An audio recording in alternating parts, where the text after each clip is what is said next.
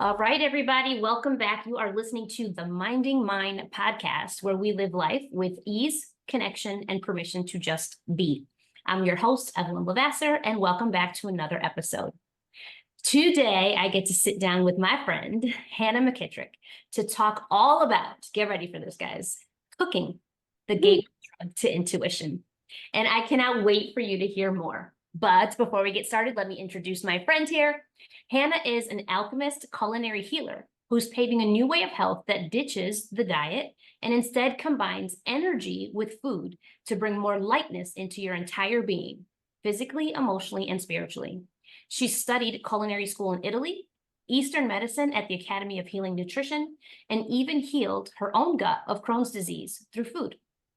Her business, My Intuitive Health, has helped hundreds of women truly nourish their soul health from the inside out, using food and connection as the catalyst that raises their vibration. Love that. She holds a healing yet playful space for women to have a ridiculous amount of fun while cooking healthy meals during her transformational cooking programs and culinary wellness retreats in Southern Italy. Welcome to the podcast, Hannah. Thanks, Evelyn. It's so fun to be here. Excited to have you. Why don't, in your words, I mean, I know I gave your a little bit of an introduction, but I love the idea of like playfulness and fun and just like literally infusing your days and your health with joy. So like tell us a little bit about like how did you get into this? Well, I got into the whole fun, joy, play thing because my mind has a bit of a pull sometimes in life and can get me into some trouble. And so I used to, in my first cubicle, I had this quote across my desk. This was like foreshadowing what I was going to do. And it was like, life isn't nearly as serious as the mind makes it out to be. And that just like says it all for me, for people who take themselves seriously. It's like, nothing really wrong. Like, put a smile on your face, like cheer up. And so that is definitely one of my core values is like, lighten up, let's have fun. Don't take yourself too seriously. If you burn the squash, don't worry, it still tastes yummy burnt. So that's kind of how I got into that philosophy and how I got into doing what I do. First and foremost, I'm obsessed with food. I love food. I think it's so yummy. I kind of speak food language even from a young age. I can feel the vibrations of food and I know what goes well together. And when I was embarking on my career path, I started out in the corporate food industry. So I was doing sales, but it still had to do with food. So I was like, oh my gosh, this is so exciting. And after like a year, I got bored. And so that's when I quit my job and went to culinary school in Italy. And it was absolutely amazing. It was one of the best experiences of my life. And every day I would wake up and the days were just filled with so much exuberance and fun in the kitchen with the community and the people and the view that it really set the bar for me of how good life can be, how fun life can be. And so I went home and I was like, okay, how do I top this? And I kept trying to fit myself back into the corporate mold. Started working at Italy on their marketing and events team, thinking like, oh my gosh, perfect, like Italy food and I was missing wellness. I was missing the spiritual aspect, the groundedness, the mindfulness. Like I was like, why are you guys sitting at a desk for 10 hours a day? This isn't how we should live. And so that's when I kind of steered my path more towards the wellness industry. And I started learning what I had already discovered for myself when I was younger. So like backtracking, like you said, I healed my gut from Crohn. So I've had Crohn since I was 12, but I haven't had a flare up in 12 years. And that started when after college, I turned to food to actually heal my gut because the doctors were going to have to do surgery and I didn't want that. And so I worked with a holistic practitioner and ate a very neutral clean diet for a couple months to actually heal my gut. And so I thought that was kind of fascinating. And so that's when I went and started studying nutrition and kind of more of the why behind that. And long story long, I ended up eventually bringing all of those kind of passions together with the food and the cooking and the joy and the health and the nutrition and the travel, and brought it together into my community of now how I host my programs. What made you go like the naturopathic route in that sense? Because I feel like, you're talking 12 years old where you're having these issues, right?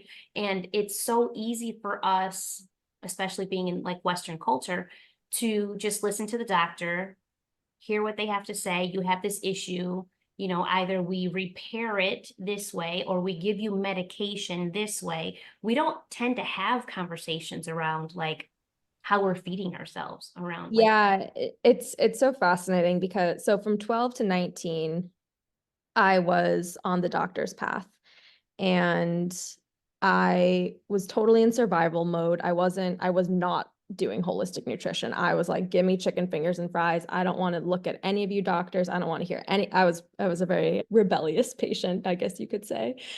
But I think also like looking back, actually, as we're speaking intuitively, I feel like I knew that something was off because what they were telling me to eat, like, wasn't didn't feel true because they were telling me to eat like high fat things and like do these things to gain weight. And as a 12-year-old, I wasn't like, guys, let's address the underlying issue, don't you think?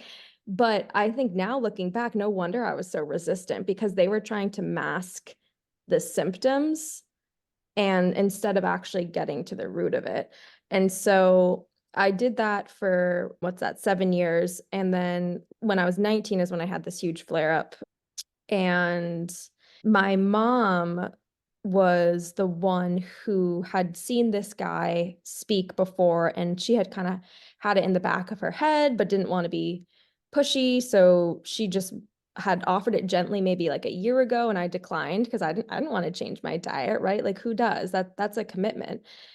And then when the doctors were threatening surgery, I was like, okay, I feel committed now. Like, mom, can we do this? And so that's kind of how I did that. It was kind of like it was an either or, like do the surgery or try this. And so this was kind of my last like hurrah of last attempt in order to avoid the surgery. So what did it look like for you? Like meeting the naturopath, talking about like healing yourself through, a natural way with food. What did like how drastic was the change for you and how were you able to do that at such a young age? Yeah, so I was prescribed a diet of whole grains, so like brown rice and cooked vegetables. And there were some vegetables that I couldn't eat because they were too acidic. And that was basically it for a couple months. And so it was pretty drastic. I could have some lean proteins like fish occasionally, some nuts occasionally. And I was a little reluctant, but also a little hopeful. But it was hard. Like I was kind of blindly trusting that it would work. And people would come up to me and they would say, oh, like, you must feel amazing, right? Like you're eating so well. And I did not feel amazing. I felt bloated because like I was eating a lot of vegetables. And I felt irritated because I was 19 and I had to pack a bag of butternut squash everywhere I went to go out with my friends. And that is really what led me into creating my intuitive health. Like the way that I teach, preach, and live is like not neglecting what your soul and mind want to an extent, because that summer my body was completely nourished. Like my body had absolutely everything that it needed, but my soul was sucked dry because I didn't have my joy, because I didn't have my flexibility in the foods that I was eating. And so for me, after that summer, I was able to add things back in because my gut had done its thing and built up the strength and the microbiome, a healthy microbiome, to actually be able to digest other foods like wine and pizza and have it not really rock the boat at all. And that is still how I eat to this day. I have a really strong base of the health, but I have a really strong base of like cookies in my freezer that I love, that I had one last night, and some focaccia. And so part of it is finding that own balance, and part of it is bringing that like level of joy into what you're eating so that your system can digest it even better. Mhm. Because when you're contracted, then your digestion slows. 100%. And I even love the idea of you saying that, like having joy in your eating, because, you know, in the wellness industry, a lot of people are like just hardcore with the idea of food is just fuel, just eat X, Y, and Z and move on. But like for me, food is not just, yes, it's fuel. Yes, it's nourishment, but also it's like tradition and culture and joy and connection. And like, you know, there's so much to like to sit down and have a meal, especially with someone else, is not just about the food that's on the plate. And like, you know, I know that there are times where I eat specific foods and I feel transported. Like I feel like I'm with my mom cooking, or I feel like I smell certain things cooking on a stove, and I feel my grandmother with me. So like that idea of joy is just such a great way to look at it and change perspective about like food feeling like this heavy, uncomfortable thing that is bad, right? Like we tend to, Right. we're not eating all the vegetables all the time, then we have like these judgments and shame and guilt about the way that we're eating. But really, like, there's so much fun to that. Right. And like we would be amiss to not tie in the emotional aspect of food because of course, like you said, it's a sensory experience. And no one should feel like they're depriving themselves ever. And so it's like finding that sweet spot balance where your body also doesn't feel deprived, right? And so like this is what I love helping people do, is like maximize that. So it's like, let's take this gut healing meal and make it taste so freaking yummy that like even your teenage daughters love it and like your partner loves it and like you're craving it, you know? Like tomorrow night we're doing toasted cashew, roasted red pepper pesto, tossed in zucchini noodles with artichokes, hearts, and sun-dried tomato shrimp with white wine. I know it's Valentine's Day. That's the kind of the theme. It's red. And it's like it's packed with vegetables, whole foods, whole ingredients. It's so simple and it's gonna taste succulent. And like it came out of a five-star restaurant. And it's just, it's just food prepared with flavor. Really. It's like not hard. Yeah. I think too, there's this like this this false connection that we all have or have had, that healthy food has to be bland and boring. Eating healthy is like chicken and steamed broccoli. And that's it, Totally. right? We're Yeah. like, you could eat that every day. Yeah. I know. I tell people like if they have an option of like chicken, unseasoned chicken and steamed broccoli, and pizza, I would literally rather them eat the pepperoni slice of pizza because in my opinion, I think that can be healthier for a holistic approach than like depriving yourself and forcing yourself and like giving yourselves all these like shame things as you're eating the chicken, like I have to eat this, I have to be good, like this tastes so bad. Like that literally increases your stress hormones, your cortisol levels, which like I said slows your digestion, versus like if you're on the beach with your family and you're starving and someone gets a pizza and you have a slice, like that's like, oh my gosh, memories with your family, it's the summer, I'm really enjoying this tastes so good. Like that increases your happy hormones and your gut likes to be happy. Yeah. And then, you know, it just, I wish that more people could see, and I think that they are seeing, because I do see like a huge shift in conversation, especially like the more that I surround myself with people who think like me, like you, for instance, like I see a shift in women kind of alleviating themselves of that stress around food and that stress around like I have to do things a specific way, and really learning, one, like getting on the path, or at least being alerted to wanting to be on the path of trusting themselves first, learning to listen to what their body's actually saying, recognizing that like when we force ourselves to eat a certain way, to look a certain way, we spend our life feeling like we'll never be enough of the thing we're trying to be, right? So like I feel like it's all tied together. Like healing the food relationship really heals the self relationship, or vice versa, Totally. totally intertwined. And like learning to find joy in your food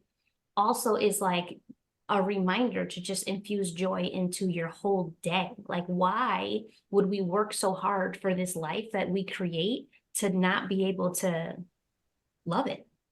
Exactly. It's a microcosm, right? Like if you can have fun in the kitchen, like it starts there. It starts there with an energy shift of how you get to show up. Like in my containers that I hold for people, like I command playfulness. Like sorry, if you're not playful, you will be by the time you come in. It's an energy shift that people get to step into, and then they get to bring that into their food. And food is energy. And so it's really important the energy that you are while you're handling your food. It's almost like food Reiki, It's like your hands have that power to bring playfulness into your being. And one of the things I like too is, instead of thinking of, is this healthy? Should I eat this? Should I eat that?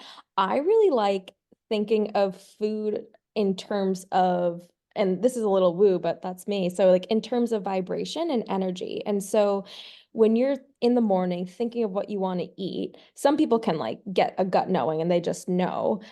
And sometimes I like to think of the different options. And so, like, say for instance grapes or a banana or oatmeal, like say those are the three options. You can tune into yourself and think of grapes and just think of the emotions and the feelings that they evoke. So for grapes it might be a little like vibrancy and lightness and nourishment. For the oatmeal it might be more grounding and hearty and comforting, but also it feels like still healthy, you know what I mean? And so thinking of the food in terms of its own energy words can help you to tune into what you want without necessarily thinking about calories, because that is not super beneficial.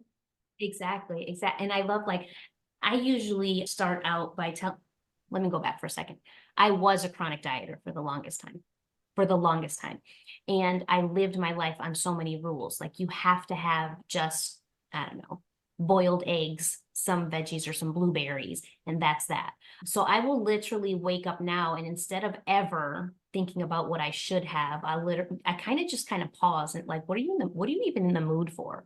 What does your body even feel like it wants right now? And I can tell very quickly. Like it's like if I give myself the option of like oatmeal or a shake, or I love a smoothie bowl in the morning, things like if I give myself the option and just sit with it for a second, like my body will absolutely tell me, like, I do not want this thing at all. Or, yeah, this feels good for me right now. But yeah, some days it's like the smoothie bowl is delicious. I put a little vegan protein in there. Some days it's like, no, I want like the warmth and that, like, I feel like a bowl of oatmeal with my hot cup of coffee feels like a warm hug. Totally, exactly. And that's like your own food vibration dictionary, because it's different for every person, right? For some people, oatmeal might be like, that sounds like my grandmother and I don't want it. Like, but first it's like and it depends on your own specific constitution. Yeah. So I love that you're able to like tap into that so quickly. Mm. I can even feel like if there's times where I miss my mom, when we were little, she would make oatmeal on Saturday mornings, and her and I loved it so much that like it would be coming out of the pot and we would be taking spoonfuls and burning the hell out of our mouths, but like taking bites of it and just like, oh, this is so good. But it's like I can't have oatmeal without thinking of her, right? So yeah, I love that. So tell me a little bit about like how when you work with your clients and you're trying to like infuse this fun and joy into cooking, like what does that look like? It looks like stripping away the rules, right? Because it's like you said, you lived so many diets of other people telling you what to do. I don't do that. I tell everyone, so like so the way I like to work with people is through virtual cooking programs because I think you learn by doing, and it is an easy way to bypass the mind and just get straight into the body so that you remember it on a cellular level. So my programs look like virtual cooking programs and coaching. So they're intermixed with that. And so people like, so the recipe that I shared, the dish that I shared earlier, that's what we're going to be cooking tomorrow night in my mastermind program. And so they got a recipe and a shopping list, and they're going to show up tomorrow night. And I'm going to tell them this is just a framework. Like, you can feel free to adjust as you go, adjust based on what you have in your pantry. If you don't like something, like, feel free to substitute it. And here are my 5 suggestions of what would be a comparable substitute. And so, number one, I give people back their own freedom to do what they like and also what feels convenient. And so I encourage people, if chopping a butternut squash feels overwhelming, it does for me, buy the pre-cut butternut squash. And, like, yeah, maybe it's not as like whatever perfect as growing it in your own garden, but it still gets vegetables into your system and it alleviates the stress. So I think that's absolutely perfect. And I also really encourage flexibility. And so in terms of health. So I like to teach a framework base of whole foods and vegetables combined with flavor. Flavor makes it fun. And that's like what people can grab on when they're thinking, what can I eat that'll be healthy? That's generally a pretty good overarching simplified nutrition, whole foods and vegetables. And then from there, I encourage flexibility. And so it's like, have the wine while we cook, add the extra cheese, like have a cheese and cracker plate beforehand. You know what I mean? Like, and since you have that base of the whole foods and the vegetables, adding in that flexibility of whatever your heart wants and what your soul wants, it really allows you to sustain a healthy lifestyle. And it is balance, but it's like, it's a structured balance for both your body, mind, and soul. So it's like all of you feels good by the end of the night. And so I think that helps to bring in the fun and the play, because it's not like you don't have to do anything. This is just what I'm serving. Take it or leave it. And yeah, and it's fun to see the variations that people do. And yeah. How do you go about teaching, like, you mentioned that like you can pretty intuitively understand like what pairs well with other things and what will like specific foods. Is that something you feel like you can teach, or is that just kind of a trial and error Well, type? yes, absolutely. It's something you can teach, it's something you can learn, and it's something that you learn best by doing and tasting. And so I'll keep using the same example for tomorrow night. I'll often explain my thought processes as we're cooking, right? Because I'm not just like silent chopping, right? Like, I'm chatting and people are listening. And so I'll explain, like, this is why I'm using cashews. Cashews can blend really well and they get really creamy, and they also have a subtle nuttiness. And so that's why I want to put them into this sauce to thicken the sauce while also adding a bit of healthy fat and protein. So that's like an example. And like, I'm adding basil because basil it's the quintessential ingredient in pesto, and it's really fresh and it adds that vibrancy to the dish. And I'm adding roasted red peppers because they naturally are sweet, but also elevates the flavor without you having to do anything because you get them in a jar. So I'll start to kind of explain my thought process, and then people are doing it. They're cooking for themselves, they're tasting for themselves and thinking, and they're subconsciously and consciously making the links of like, oh yeah, this goes well together. Like, oh, I actually don't like roasted red pepper, so next time I'm not going to use them, or something like that. I love that. I loved so I did Hannah's Cookwell program. I think was it early last year? I don't remember actually. I feel like the last 3 years are a blur. It might have been 2 years ago. Yeah. So Armand works a lot at night when it's basketball season, and Jaden was swimming at the time. So Mia and I would do the class together. So every week we'd get together and we would like get our recipe up, make sure we had everything ready from our grocery list. And then we would like chop everything up and say it was like an experience for the two of us. It was bonding for us, but like Mia's like my little chef in the kitchen. She loves to like flavors and try different things. Just last week, we made the pizza that we had made together with like sauteed onions and spinach and the ricotta cheese. It was just delicious. But I loved that it wasn't an experience just for me. It was one that I could share. Yeah. And it kind of, it does. It just made more fun in the kitchen. Right. And people are so go, go, go, go, go with absolutely everything we do. And so having something like this on the calendar is having a forced pause to slow down and make it into a sacred ritual instead of just like trying to throw something together. It by nature brings the joy back into something that actually like is fun. And like I swear to God, if you don't like cooking, like think again because I think that you can find a way to make it easy for yourself or how it works for you or yummy for yourself so that it does feel enjoyable. And having that time on the calendar that you know that you can like get out of your mind and just focus on chopping and like not taking yourself too seriously, not thinking about your to-do list. Like you're just here and now in the present moment, focusing on what you're doing. And it's a creative outlet, you know? I think I love this part too of what you're saying is that not only do we tend to believe that like healthy eating is bland and boring, but also then there's this other thought that the delicious meals are difficult. Tons of, Right. Right. you have to be a professional in order to put it all together. Like, listen, when I took your Cook Well program, I said to, and I told you in the beginning, like, I don't play with tons of flavor. I don't play, like, I have a lot of traditional Spanish dishes that I love to cook. Yeah. It's like, you get into that routine of cooking the same 7 or 8 freaking things over and over and over again. And when you started introducing me to all these different flavors, I was like, I don't know about this. And then I was like, wow, this is really good together. Really good. But then, I was also able to kind of customize it because I have a lot of food allergies too.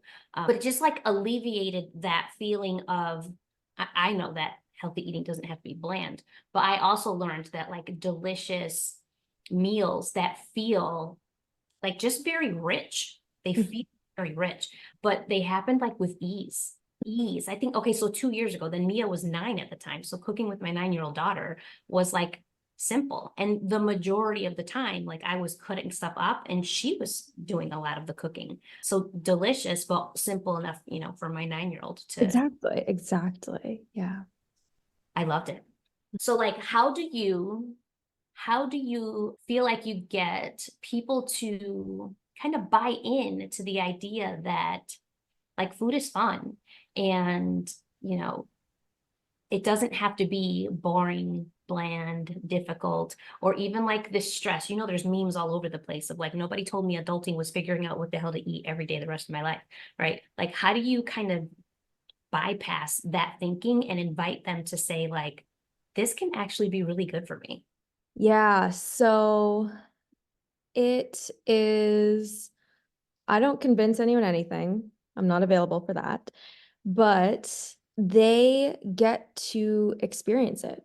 It's a hands-on felt experience and their entire system shifts. And so someone who will join, like maybe they haven't always loved cooking. Maybe they used to love it, but they got out of it. Or maybe they really just want to not take themselves or their food or their diet or their health so seriously.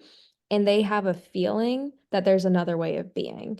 They have a feeling that it isn't supposed to be this hard.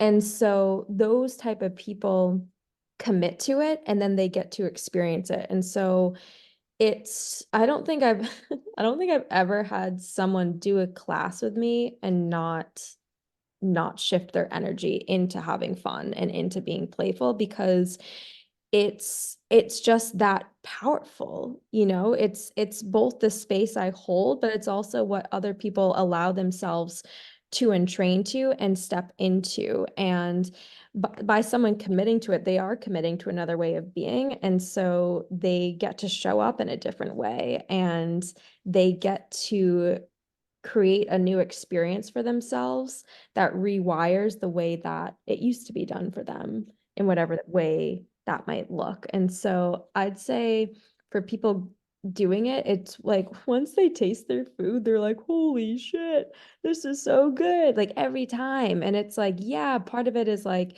it's a nice, yummy recipe, but the other part is that they're bringing this intentionality into their ingredients. Like that's all it is.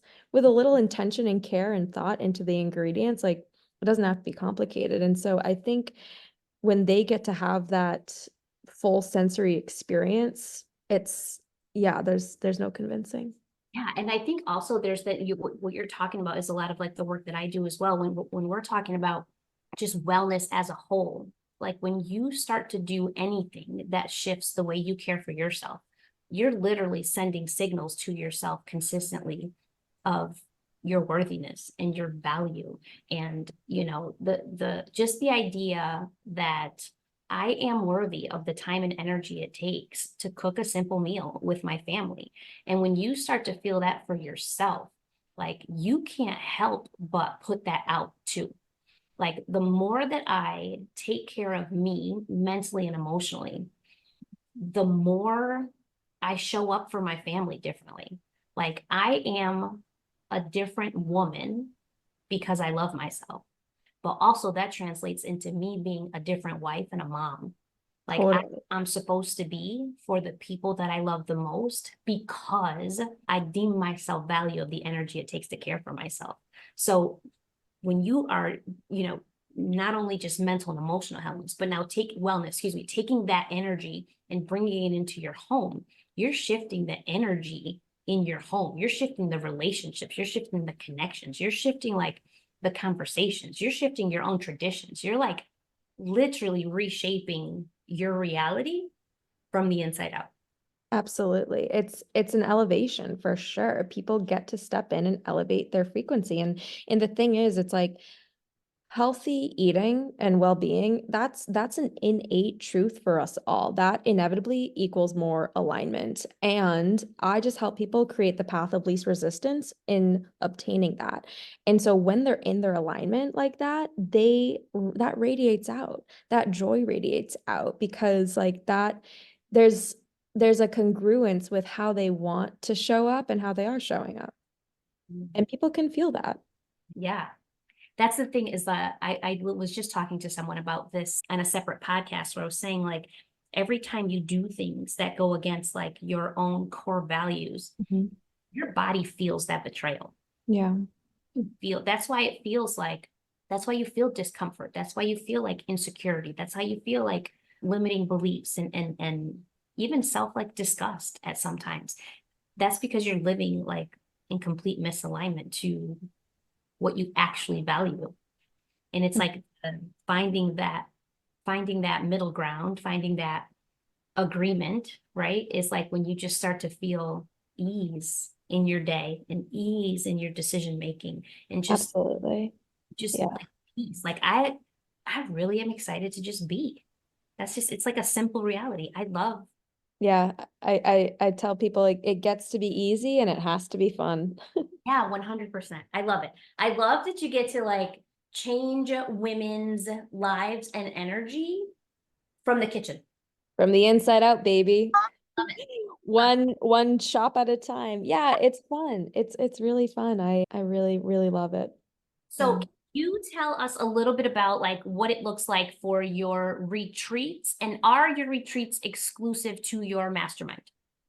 So, this is an exciting year because this year is actually the first year that one can go on just my Italy retreat. So beforehand, you got to do the whole mastermind. I do have a mastermind that goes to Italy, and then I have this culinary and wellness retreat in Southern Italy. And so that's where I actually went to culinary school. I bring people to the magic, and that is May 1st through 7th this year. And it's all about bringing forward the most lively, light, happy version of yourself and shedding all the shit that's not that. in between cooking classes, healing sessions, like mind, body, soul circles, Aperol spritz parties, winery tours and tastings, of course, lots and lots of tastes of everything. And it's really, I love the retreat because a lot of self-growth can focus on getting really into the shadows, which I think is fine. And like, there's a time and place for that. But this isn't like, let's fix what's wrong with you. It's more like, let's have so much freaking fun. And in the fun is the healing, in the play and in the joy of letting yourself receive this like luxury retreat is the healing. And so yeah, that is really fun. And then I also have my Cookwell program coming up, which it's a 9-week program, which we kind of talked about most of this call. And it really just helps to raise your vibration and shift your relationship with food and just have so much freaking fun in the kitchen cooking healthy stuff. Amazing. Amazing. Before we go, so 2 things. Where can people find you so that they can follow you? And I will definitely link it all in the show notes. And then I'll ask my final question. Sure. So my website is my.com and my Instagram is Hannah McKitrick. And I'm pretty active on that. And yeah, that's where you can find me. So website, and there you have your program starting next week, correct? Yes, February 12th. February 12th starting, and then the retreat is in May. I'll link that all. Before I let you go, Hannah, before I let you go, my question is, in the Minding Mind community, we're all about being intuitive, being instinctual, silencing everyone else's expectations, alleviating yourself of the shoulds, and really just minding your business. Your Mhm. business is what makes you tick. How do you feel that becoming more intuitive and minding yours, how do you feel that can shift the legacy that you will leave? Yeah, so I feel like I'm helping to show people another way of being. I can't tell you how many people come up to me and they're like, "So this is your job?" And I'm like, "Yeah." And they're like, "So like you do this full time?" And I'm like, "Yeah." And it's obviously a lot of hard work, as an entrepreneur. And it's also me being relentless about following what lights me up and doing whatever it takes to create a life around that. And following what lights you up is your intuition speaking to you. What feels exciting, that's your intuition. And so that is one of our highest paths that we can follow. And society tells us to do this, do this, do this, do this, or you're bad. And so I think one of my things that I help people do is show them another way of being with their lives, with their career, with their food in the kitchen. And that other way of being is in the joy. Yeah, it's like liberation, freedom on a whole new level. Yeah. Amazing. For being here today. Yes. Thanks for having me. Listeners, thank you for joining us and tuning in to another episode of Minding Mind. Remember, if this episode resonates with you, please comment, rate, and review. The feedback that you give always helps me grow. And until next time, go live your life on your terms, and please mind your business. We'll catch you in the next episode.